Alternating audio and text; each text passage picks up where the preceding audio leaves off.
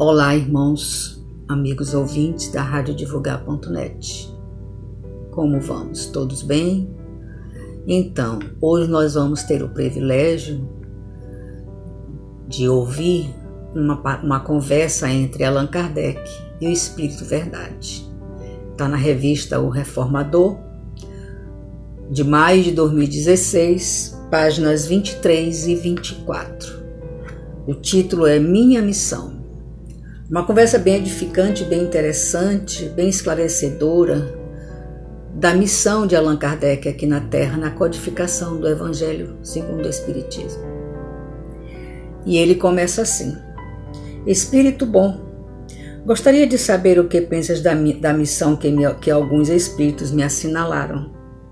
Diz-me, peço-te, é uma prova para o meu amor próprio? E o Espírito da Verdade fala para ele assim: confirmo o que te foi dito, mas recomendo-te muita discrição. Se queres sair-te bem, não esqueças que podes triunfar como podes falir. E nesse último caso, outro te substituirá, pois os desígnios de Deus não se assentam na cabeça de um homem.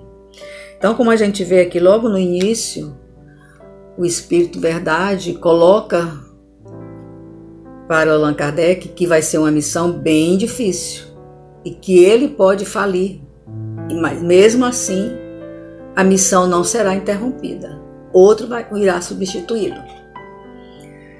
Mas graças a Deus ele conseguiu triunfar, né? Vamos dar continuidade. Que causas poderia determinar o meu fracasso? Pergunta Allan Kardec. Seria insuficiência das minhas aptidões? Não, mas a missão dos reformadores é cheia de escolhos e perigos.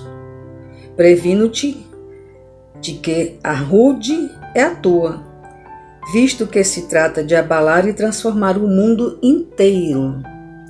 Não suponhas que te basta publicar um livro, 2 livros, 10 livros, para em seguida ficares tranquilamente em casa.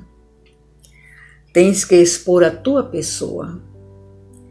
Suscitarás contra ti ódios terríveis. Inimigos obstinados se conjurarão para a tua perda. Serás alvo de malevolências, da calúnia, da traição, mesmo dos que te pareceram os mais dedicados. Uma missão, você vai iniciar uma missão, que você é convidado a cumprir uma missão e você busca um conselho, uma orientação e você ouve essas premissas, né? Então, o Espírito Verdade, em nenhum momento ele passou a mão na cabeça do Allan Kardec. Ele falou exatamente o que poderia ocorrer e que ocorreu. As tuas melhores instruções serão desprezadas e falseadas. Por mais de uma vez sucumbirás sob o peso da fadiga. Numa palavra, terás de sustentar uma luta quase contínua, com sacrifício do teu repouso, da tua tranquilidade, da tua saúde e até da tua vida, pois sem isso viverás muito tempo. O Espírito da Verdade alerta Allan Kardec sobre os percalços que ele vai encontrar ao longo do caminho dessa missão. E mesmo assim a gente sabe que ele não desiste, mas ele foi colocado para ele muito claro que a ponte turbulenta que ele iria atravessar. E aí ele pergunta: escreva esta nota ele comenta: escreva esta nota a 1º de janeiro de 1867, 10 anos depois que me foi dada a comunicação acima, e constado que ela se realizou em todos os pontos. Allan Kardec comentando em relação às perguntas que ele fez e as respostas que ele teve do irmão do Espírito Verdade. Pois experimentei todas as vicissitudes que me foram anunciadas. Fui alvo do ódio de um inimigo, Fui alvo de ódio de inimigos obstinados, da injúria, da calúnia, da inveja e do ciúme. Liberos infames se publicaram contra mim. As minhas melhores instruções foram deturpadas. Fui traído por aqueles em quem mais confiava. Então, o Espírito Verdade falou isso para ele, né? E realmente ocorreu tudo o que o Espírito da Verdade o avisou. E ele continuou a caminhada. Eu depositava, pago com ingratidão, aquele a quem prestei serviços. A sociedade de Paris se constituiu foco de contínuas intrigas urdidas contra mim por aqueles mesmos que se declaravam a meu favor e que de boa fisionomia, na minha presença, pelas costas me golpeavam. Ele foi traído pelos melhores amigos, né? Amigos entre aspas.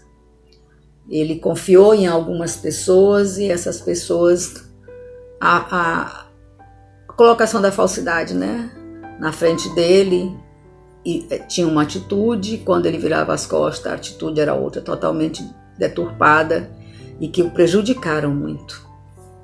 A sociedade de Paris se constituiu foco de contínuas intrigas urdidas contra mim por aqueles mesmos que se declaravam a meu favor e que de boa fisionomia na minha presença pelas costas me golpeavam. Eu repeti esse texto aqui para deixar bem claro como a falsidade existe, né? Os falsos amigos existem de muitos e muitos anos atrás. Não é privilégio de agora. Disseram que aqueles que se conservavam fiéis a mim eram pagos com o dinheiro que eu recebia do Espiritismo. Todo tipo de calúnia ele foi jogada para ele, né? Até que ele comprava as pessoas que o seguiam com o dinheiro que ele recebia do Espiritismo. Nós sabemos que não existe pagamento no Espiritismo. E se existe, não é correto, né? Aquilo que nós recebemos de graça, temos que passar de graça. É assim? Então, vamos dar continuidade ao depoimento do Allan Kardec em relação ao início da doutrina espírita, dessa doutrina maravilhosa que nos acalanta, que nos acalma, que nos traz alegria, né? Que nos traz verdades, que abre nossos olhos. Vamos ver o que nosso precursor depõe. Nunca mais conheci o repouso. Mais de uma vez sucumbi ao excesso de trabalho, tive abalada a saúde e comprometida a existência. Gente que por menos disso desiste, né? Muito menos. Uma gota do que Allan Kardec passou desiste da sua religião por conta de murmúrios, burburinhos que os ofendem, que os atacam. A gente desiste fácil, né? Nós somos pessoas sem fé. Quando nós temos fé, nada abala o nosso caminhar. Mas nós somos frágeis demais, né? No primeiro batente que a gente tropeça, a gente já recua. Graças, porém, à proteção e assistência dos espíritos bons, que incessantemente me deram manifestas provas de solicitude, tenho a ventura de reconhecer que nunca senti o menor desfalecimento ou desânimo de que prosseguir. E prossegui, mesmo com o mesmo ardor do desempenho da minha tarefa, sem me preocupar com a maldade de que era objeto. Então nós precisamos, através do exemplo de Allan Kardec, não desistir das nossas caminhadas, não desistir das nossas missões que viemos aqui cumprir, né? Nós sabemos que existe ainda uma guerra entre religiões e que em alguns locais, hoje está bem mais ameno, o espiritismo ele é muito mal visto. Quando você fala assim, eu sou espírita, aí a pessoa diz, é. O assunto morre bem ali. Ou então, quando você está conversando, nós estamos conversando com alguém, né? Falando sobre o Cristo, e aí a gente geralmente se envereda para o lado do desencarne, da vida pós-morte, né? E a pessoa responde para você. Nós respondemos, né? Eu sabia que você era espírita, já tinha percebido. E o assunto morre bem ali. Isso quando você não encontra pela frente pessoas que te atacam. Eu já fui chamada de demônio. Eu já ouvi de uma pessoa muito próxima de mim falar para uma outra muito próxima, dizer assim: nós vamos botar esse demônio para fora daqui. E eu costumo dizer, sou espírita convicta. Aconteça o que acontecer. Me chamem do que quiserem chamar. Eu continuo na minha caminhada, estudando essa maravilhosa doutrina espírita. Segundo a comunicação do Espírito Verdade, eu tinha de contar com tudo isso e tudo se verificou. Ou seja, o Espírito Verdade em nenhum momento assustou o Allan Kardec com coisas que possivelmente pudessem acontecer. Não, ele falou para ele exatamente o que iria acontecer e um pouco mais. E Allan Kardec não saiu da sua caminhada, da sua missão, a qual ele foi convidado. No início, muito reservado, observando, estudando, né? E depois, quando ele se sentiu seguro, quando ele sentiu que era o momento, quando a espiritualidade o colocou frente a frente, ele começou. E ele era ateu, ele não acreditava em nada. E ele foi convidado para disseminar a doutrina espírita. Olha que maravilha, olha que transformação, não é? Como o amor de Deus tem poder de transformar um espírito.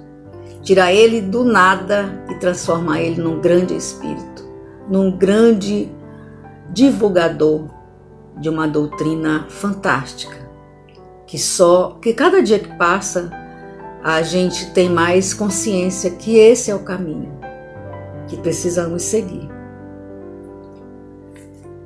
Mas também, a par dessas vicissitudes, quantas satisfações experimentei. Não teve só coisas ruins, né? Não teve só percalços, houve também alegrias, felicidades no caminho do Allan Kardec.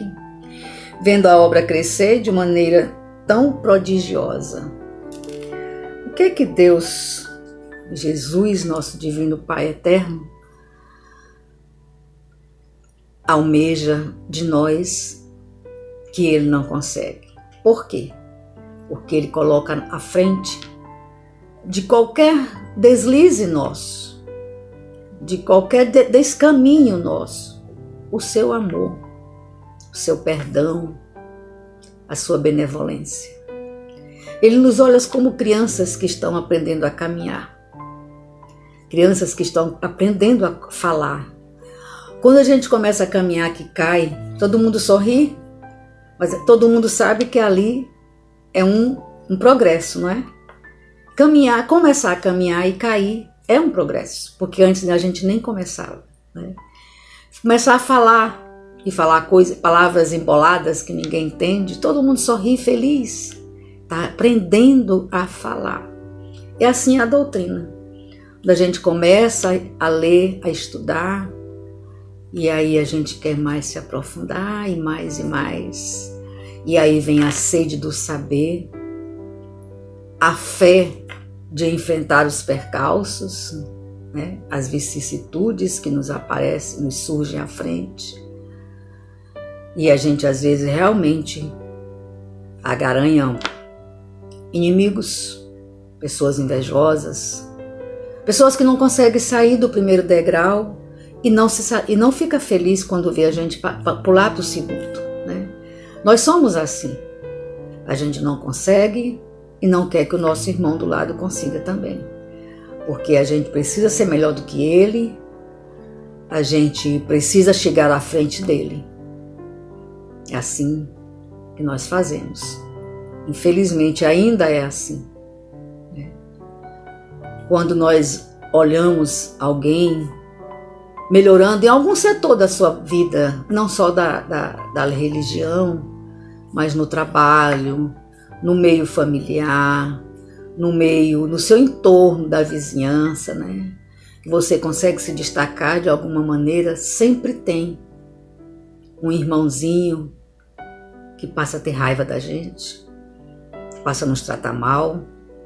A gente nem sabe por quê. Meu Deus, o que eu fiz para fulano de tal, que fulano de tal está me tratando desse jeito?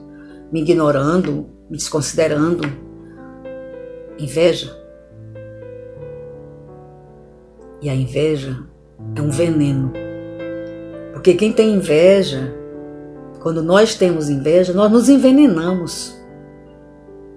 Antes de envenenar o nosso irmão, nós nos envenenamos. É um mal muito grande para o nosso espírito.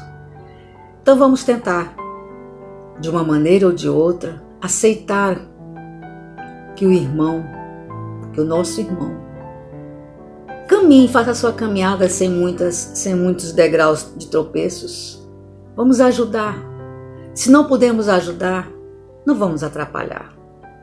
Porque todos nós precisamos ter esse tempo, esse direito de crescer.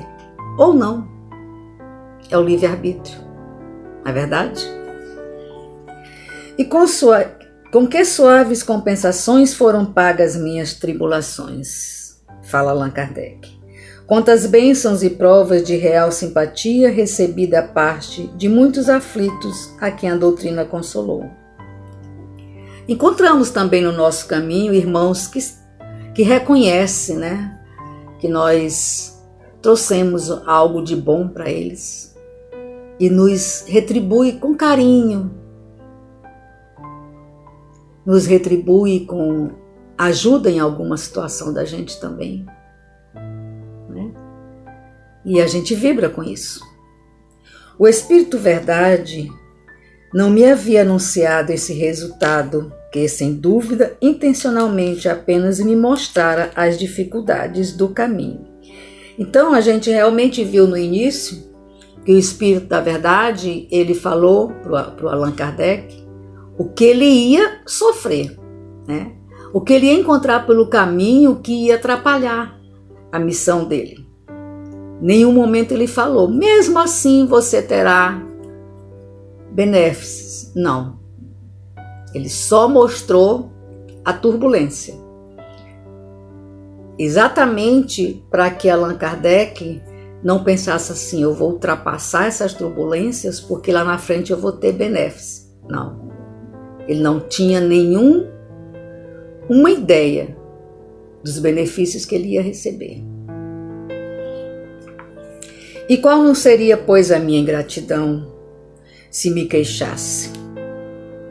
Se dissesse que há uma compensação entre o bem e o mal, não estaria com a verdade, visto que o bem é por bem, entendo as satisfações morais.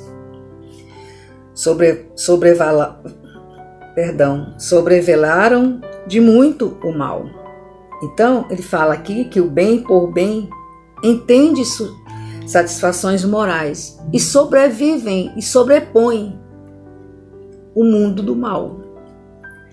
Quando me sobrevinha uma decepção, uma contrariedade qualquer, eu me elevava pelo pensamento acima da humanidade e me colocava antecipadamente na região dos espíritos, e desse ponto culminante de onde divisava o da minha chegada, as misérias da vida deslizavam por sobre mim sem me atingirem. Então o que ele fazia aqui? Elevava o pensamento, com certeza entrava em oração e ele conseguia elevar o seu espírito acima da onda de maldade. E aí a onda passava, deslizava sobre ele e não o alcançava. Então é uma prova de que o amor, de que a oração nos sobrepõe ao mal. Nenhum mal tem a força de uma oração. Se nós encontramos alguém no nosso caminho que nos olha atravessado, que nos deseja mal, ou que tem inveja, ou ciúmes, ou seja, que sentimento não tão nobre tenha por nós, o que precisamos fazer é orar por aquele espírito. Mais nada. Colocar ele nas nossas orações. Mais cedo ou mais tarde, ele muda de opinião em relação a nós. Precisamos lembrar disso, que a oração é força, é amor, e é o que nos aproxima de Deus e nos afasta do mal. Esse modo de proceder se me tornara tão habitual que os gritos dos maus jamais me perturbaram. Então, ele se protegia em orações e ele alcançava as esferas mais altas espirituais e ele nem ouvia mais os gritos, as lamúrias, as colocações de más palavras em relação a ele, em relação à doutrina. Ele já não ouvia mais. Ele se elevava com oração e amor no coração. Então vamos ter o Allan Kardec como um grande exemplo, um exemplo de fé, que foi colocada uma missão na sua mão, uma missão muito importante, importantíssima, digamos de passagem, e sendo colocado para ele os sofrimentos que ele iria ter que suportar para chegar à codificação total da doutrina. Em nenhum momento foi dito para ele: Allan Kardec, você vai ter melhoras lá na frente, não se preocupe com o sofrimento. Não. Eles só mostraram as águas turbulentas. E à proporção que ele foi crescendo, que ele foi entendendo, que ele foi suportando, que ele foi disseminando, que ele foi codificando, ele foi sentindo as benéficas e aprendendo a se defender dessas águas turbulentas. Meus irmãos, essa era a minha leitura de hoje, por sinal, muito edificante, porque nos mostra que precisamos acreditar e confiar. Wanda Barros, para divulgar.net.